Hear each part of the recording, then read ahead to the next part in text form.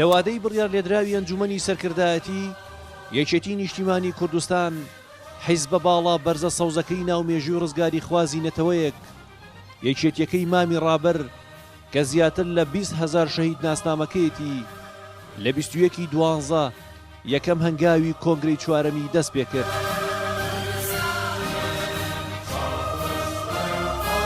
تێکۆشەران کەم ئەندامانی سەنگەر و زیندانیانی سیاسی قارەمانەکانی دوێنێ کە سوکاری سەربەرزی شەهیدان گەنجان و ژنان و چین و توێژەکانی تریش تێگڕا هەڤاڵ بە شەڕیەتی هەڤاڵانەوە لە دەوری سەکۆی بەرژەوەندیەکانی یەکێتی کۆبوونەوە بە ئامانجی دیاریکردنی ستراتیژی حیزبی شەهیدان.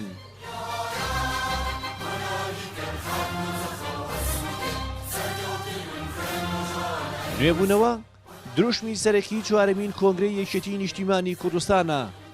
یەکێتیەکان بڕیاری نوێبوونەوە حیزبەکەیان کردووە بە دەستپێکی قۆناغێک کە تیایدا داهاتوو نەخشەڕەی هەنگاوەکانیشی لەسەر بینا دەکەن.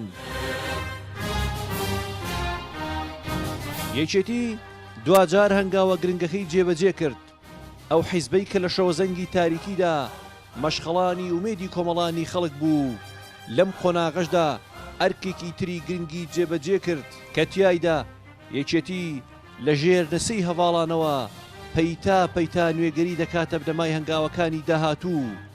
دەستپێکی کۆنگرەش وەک چۆن سەرەتایەکی گرنگ و گەورە بوو بە هەمان شێوەش کۆتایی کۆنگرە و سەرکەوتنی مژدانەیەکی گەورەترە تاوەکو لە دوا ڕۆژدا هەمووان بەیەکەوە بە چەپکە گوڵەکەی سەردەمی مامی ڕابەرەوە بچنە حزوری مەزاری مام و بە دەنگی بەرز و بە ئیرادەی بەهێز و بە باوەشێک وەفاوە بەمان بڵێن ئێمە هەر چەپکە گوڵەکەی تۆین، تۆ کە بۆ هەمووان بووی هەمووانیش بۆ تۆین، ئەی ڕابەری گەورە، ئەی سەرداری ڕێبازی پیرۆز.